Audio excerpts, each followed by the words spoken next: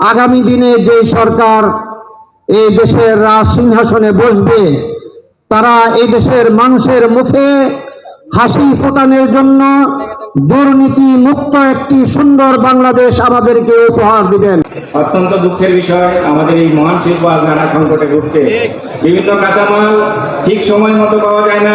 আপনারা 100% নিশ্চিত থাকতে পারেন, উনি যা কথা দেন উনি তাই করেন, উনি যা বিশ্বাস করেন ঠিক কথাই বলেন।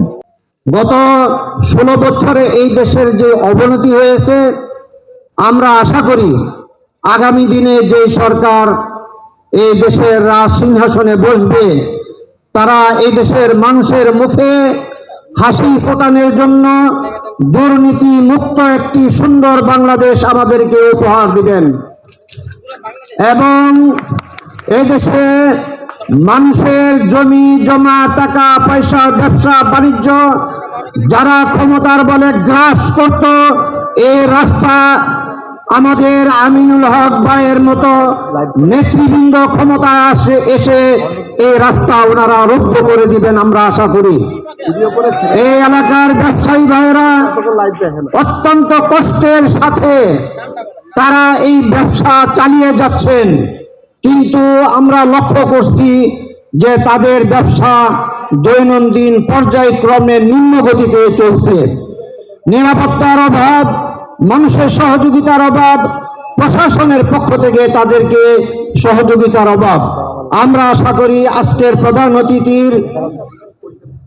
অতিথির সুন্দর নেতৃত্বের মাধ্যমে আশা করি উনি নির্বাচিত হবেন ইনশাআল্লাহ। পুরা ঢাকার মধ্যে আমরা দেখেছি যে সমস্ত ভাইরা নির্বাচনের জন্য প্রস্তুতি নিচ্ছেন, সকলের মধ্যে আমিনুল হক ভাই জনপ্রিয়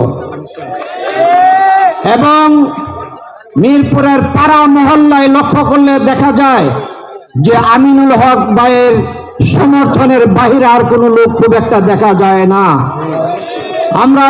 আমি আমিনুল হক ভাইকে এই এলাকার উন্নয়নের জন্য, অশান্ত মানুষকে শান্তি করার জন্য, নিপীড়িত মানুষকে তাদের মুখে হাসি ফোটানোর জন্য আগামী দিনে এই বাস্তব কর্মসূচিকে মাথায় নিয়ে সামনে এগিয়ে যাওয়ার জন্য আমি অনুরোধ করছি।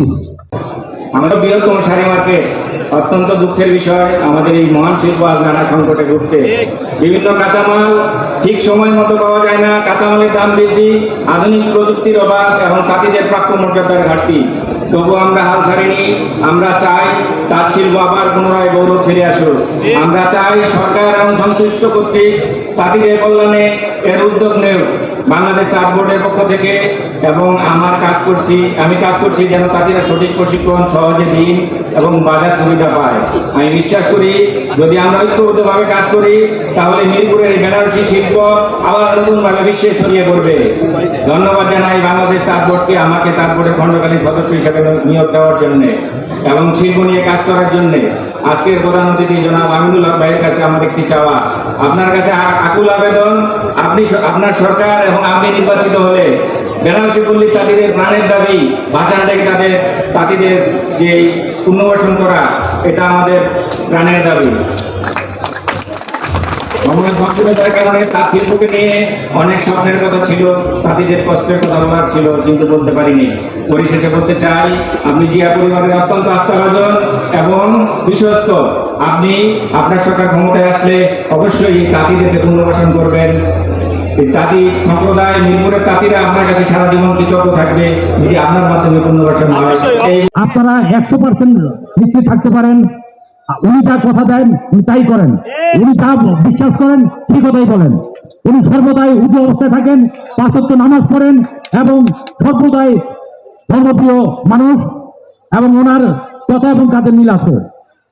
আজকে সর্বোপরি আপনারা ওনাকে যে সম্মানটুকু দিয়েছেন, আমি ঢাকা মহানগর উত্তরের পক্ষ থেকে একজন বিএনপির ক্ষুদ্র কর্মী হিসেবে আপনার সবার কাছে কৃতজ্ঞতা প্রকাশ